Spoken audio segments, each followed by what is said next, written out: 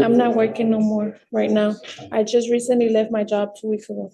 Why? I told you to get a job, not lose a job. What I seem to think is happening is that you're not doing anything but smoking weed and doing nothing. That's not And right. that's not gonna, really? You just left your grandma in the car? Yeah, because I needed to get up here. She was my only way to get here. Is she in a, Does she have a license to drive? Do you even have a license to drive? I don't, sir. Everything we asked you to do, you did the exact opposite. Sir, I was working on it. I just need you to help me with this. Doing with your life, man. What am I doing with my life? Right now I'm currently barely getting stable at the house. I just recently moved house Alright. with my grandparents, but we switched locations from over there Galleria to over here, Aldine Westfield.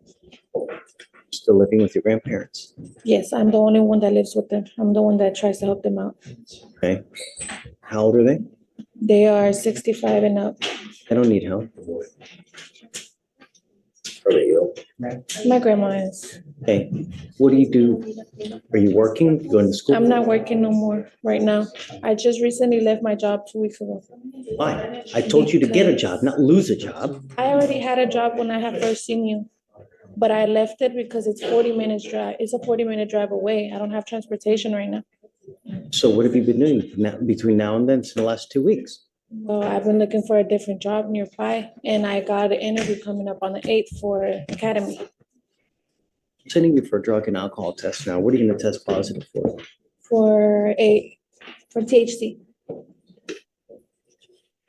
Not going to go well for you, Ms. Castillo. I should be there from the first time that we got arrested. So you haven't smoked since the last time you've been arrested? Because I think she's saying it may be something still in her system from when she was here. I don't see the date. I mean, from August? That's what, 60 days? Really? Really? Yes, sir. I'm sending you for a drug and alcohol test right now, Ms. Capetillo. What I seem to think is happening is that you're not doing anything but smoking weed and doing nothing. That's not And right. that's not gonna, really? We'll see. I'm sending you for a drug test now. You must come right back and we'll see what happens. Understood. Thank you, Judge.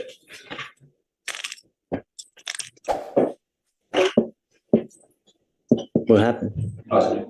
For what? THC, no alcohol. Because we don't know the levels, but that's. How old is she? How old are you? I'm 19. That's it. You stay with me. I'm revoking your bond, man. Make an exception to tell somebody to bring my grandma, because she doesn't know how to drive, and I drove her up here. Where's your grandmother at? She's up in Louis Deli. It's like a restaurant from here. I just left her parked there. She doesn't know how to drive. You just left your grandma in the car? Yeah, because I needed to get up here. She was my only way to get here. Is she in a, Does she have a license to drive? Do you even have a license to drive? I don't, sir. so your grandmother drove It's you? like or you one drove thing her? after I the drove other. my grandma here. Why'd you I bring don't her have here? any transportation, sir. I had to You get. can't drive if you ain't got a license and insurance. I was trying to provoke this. I was not trying to get arrested, sir. Everything we asked you to do, you did the exact opposite. Sir, I was working on it. I just need you to help me with this. I'm just asking you for like one more week, and I'll get it together. I haven't been smoking.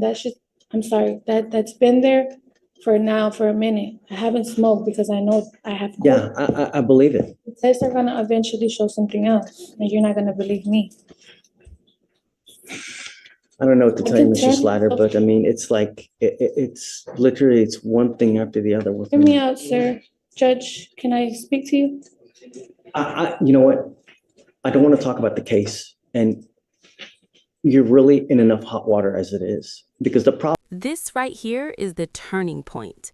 In court, bond is a privilege, not a right. And when you violate conditions while standing in front of the judge, it feels like direct disrespect. Legally speaking, once she drove without a license again, the judge didn't just have the option to revoke bond, he almost had the obligation. And you can see it. This wasn't impulsive. This was calculated. He was waiting for proof she wouldn't follow rules. Question for you. If someone keeps ignoring court orders, how many chances is too many? Did how many times?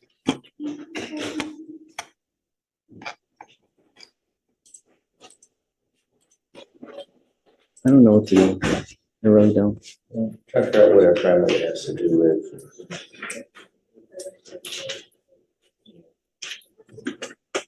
She has. Because the problem is that like, I can't let her drive home. She don't even get a license and insurance. So even if I let her out, I can't let her drive. Will you do me a favor? Will you ask her if grandmother has the ability to drive? Drivers, or is there Right. someone else that can come here and drive her? I'll find out. Please. Thank you, Judge. You know, I wanted to let you know that I'm bringing you out here because I feel really bad. But you've done nothing to help yourself. But smoke weed, you're driving without a license, and you continue to violate conditions of this court. You didn't show up like a week or two ago, you know? So it's one. Listen carefully to what he's saying here. This isn't anger, it's boundary setting. In the justice system, there's a thin line between giving someone opportunity and enabling bad behavior. Judges know that if they keep releasing someone who keeps violating terms, it destroys the court's credibility. And when he says no catch and release, that's not just rhetoric. That's a signal to everyone watching in that courtroom. Do you think tough love works in situations like this, or does it just push people further away? If I let you out now, it's enabling you, and I refuse to do that. I want you to understand that we mean business. And this is what happens when you don't follow conditions. We mean business. No catch and release here. Good. We'll see you in a couple days, and I really truly hope that you now will appreciate this. Okay, I'm not letting you out. What I want you to understand is that if I let you out, you will get the understanding that it's okay for you to continue to do what you're doing, and it's not. One more thing. I'm not going to let you plead guilty just to get out. You pleading guilty to a theft case will be the absolute worst thing you can do because you will become unemployable. No one will hire you. You will be unable to get an apartment, a loan for anything, to get a car, a house, apartment. You want funding for financial aid for schooling for this, not with a theft conviction. But I want you to understand that we mean business. And I hope that this is the length that we have to go to. All right. And this might be the most powerful moment of the entire hearing. He stops her from pleading guilty just to escape custody. That's huge. A lot of young defendants think a quick guilty plea equals quick freedom, but what it really equals is a permanent record. Theft convictions follow you. Employers run background checks, landlords check, banks check. This judge isn't trying to win, he's trying to prevent irreversible damage. So here's the real question. Will a few days in custody change her trajectory, or is this just another chapter in a pattern? Everyone. And I know you don't have money, but if you get into an accident with someone who's got like a BMW Jaguar, or even whatever it may be, they're out a ton of money, and it's not fair.